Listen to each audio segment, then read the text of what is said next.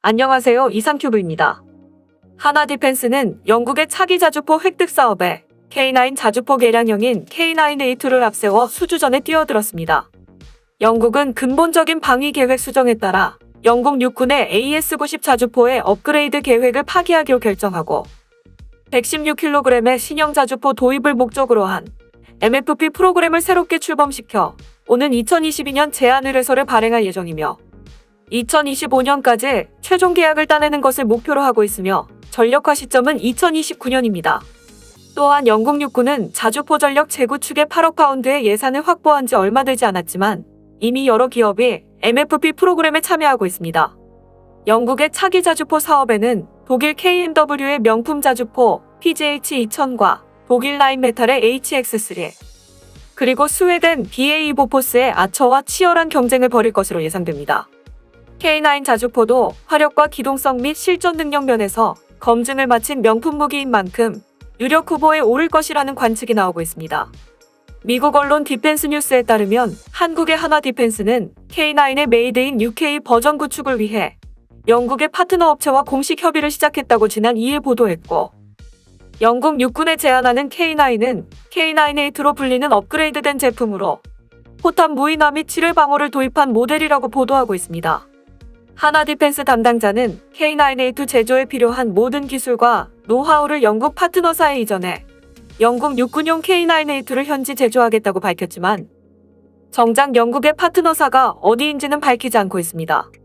그러나 디펜스 뉴스는 하나디펜스의 파트너사로 로키드 마틴 UK가 유력하다고 이상했습니다. 영국의 근본적인 방위 계획 수정으로 보병 전투차 워리어의 업그레이드 사업이 중단되면서 이 사업을 수주했던 로키드 마틴 UK는 현지 설계 및 제조 부문에서 채용했던 158명의 일자리를 잃었기 때문에 하나 디펜스의 K9A2 제조에 참여하는 것이 이 회사의 가장 중요한 사안일 것이라는 예측이 매우 흥미롭습니다. 즉, 영국 육군을 위해 제안하는 하나 디펜스와 파트너 기업은 K9A2 제조 및 보수뿐만 아니라 170여 대의 K9이 소모하는 부품 공급 업체로서도 이익을 볼 가능성을 내포하고 있으므로 워리어의 업그레이드 사업을 잃은 로키드 마틴 UK가 이 사업에 달려들었다고 해도 이상할 것이 없을 것입니다. 앞서 말했듯 하나 디펜스가 영국에 제안할 자주포는 K9의 최신형인 K9A2로 지뢰 방호 장치와 복합 고무 궤도 등의 최신 기술이 적용되고 탄약 장갑차 K10을 이용한 자동 탄약 재보급 기능도 도입될 예정입니다. 또한 K9A2는 호강 크롬 도금과 가변 강선 기술을 사용해 호신 마모 수명을 1000발에서 1500발 이상으로 늘리고 포탄과 장약의 적재 및 장전과 격발을 완전 자동화한 자동화 포탑을 적용해 분당 발사 속도를 9발 이상으로 하는 것을 목표로 하고 있습니다. 하나는 현재 최대 발사 속도와 자동 장전을 포함한 자주포 핵심 성능 향상을 위한 시험이 한창 이루어지고 있다고 디펜스 뉴스는 전했습니다. K9은 현재 한국 육군에 1100여 문이 배치돼 있고 인도의 100문을 비롯해 노르웨이와 핀란드, 에스토니아도 도입해 운용하고 있습니다. 또한 호주 육군이 지난해 9월에 차세대 자주포 도입 프로그램인 랜드 8116에 따라 우선 협상 대상으로 선정했으며 최종 선정과 계약은 내년 초로 예상되고 있습니다. 하나 디펜스는 인도와 호주에서 진행한 현지화 모델을 그대로 활용해 영국 육군용 K9을 최대한 영국에서 제조할 계획인 것으로 알려졌습니다. 하나 디펜스는 또한 관련 기술과 노하우를 영국에 이전하고 영국 파트너들이 600여 문인 글로벌 시장에 접근할 수 있도록 할 방침입니다. 이를 위해 피어슨 엔지니어링과 호르츠만 디펜스 시스템스, 고무 궤도를 생산하는 캐나다의 수시 디펜스 등과 논의를 진행하고 있습니다. 하나 디펜스 측은 우리는 영국의 최대한의 산업 수혜를 가져다 줄 수 있는 방안을 모색하기 위해 영국 MFP 팀과 협력하기를 고대한다면서 이 사업은 K9의 최신 모델인 K9A2의 경쟁력을 입증하는 첫 해외 무대가 될 것이라고 말했습니다. 하나 디펜스가 영국의 차세대 자주포 도입 사업에 도전할 것이라는 소식은 작년부터 나오기 시작했습니다.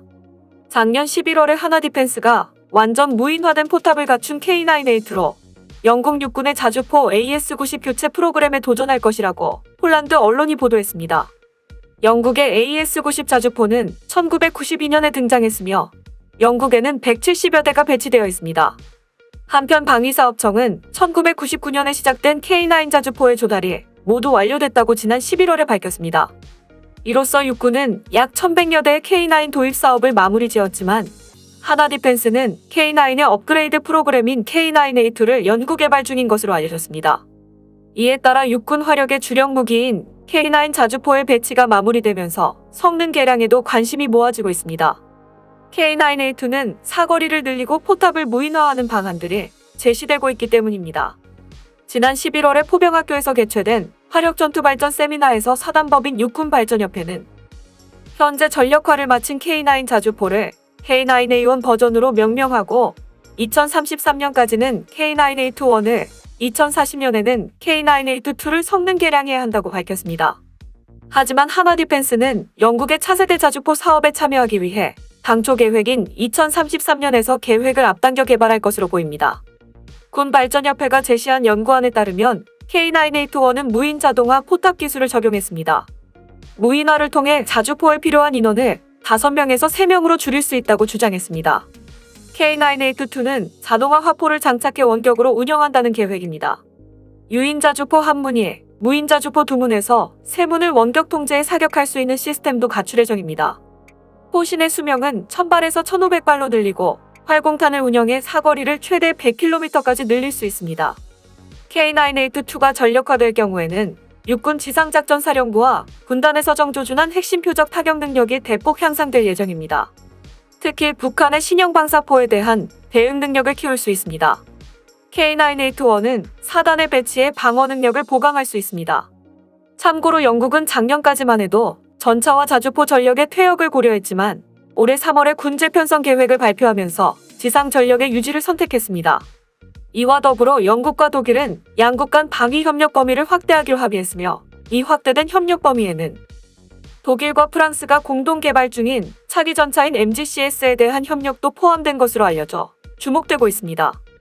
영국은 지난 3월에 군제 편성 계획을 발표했으며 이 계획에는 227대를 보유한 영국의 주력 전차 챌린저2 중에 79대를 폐지하고 148대만 업그레이드하기로 했으나 독일과 프랑스가 공동 개발 중인 차기 전차의 옵서버로 참여하기를 희망하며 협상이 진행 중입니다.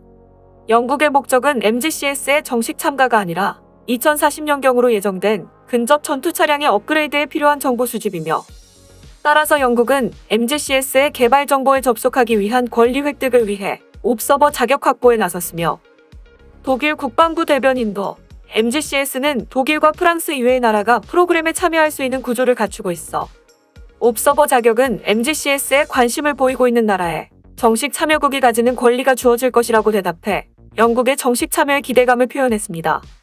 그러나 영국 국방부는 여러 글로벌 주력 전차 개발 프로그램도 주시하고 있다고 말하고 있으며 이것은 MGCS에만 관심이 있는 것이 아니다고 강조함으로써 독일을 견제했지만 아무래도 독일과 영국의 협의는 영국의 옵서버 참여 실현을 향해서 순조롭게 진전되고 있는 것으로 보입니다. 그러나 프랑스는 MGCS에 참여하는 국가가 확대되는 것을 우려하고 있습니다.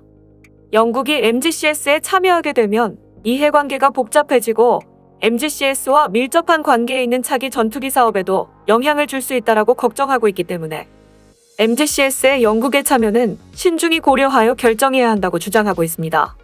즉 프랑스는 유럽의 차기 전투기 사업에서 독일이 스페인을 끌어들여 1대2의 상황을 만들어낸 것처럼 독일은 MGCS 사업에서도 영국을 끌어들여 1대2의 상황을 만들어내고 있다고 프랑스는 의심하고 있는 것입니다.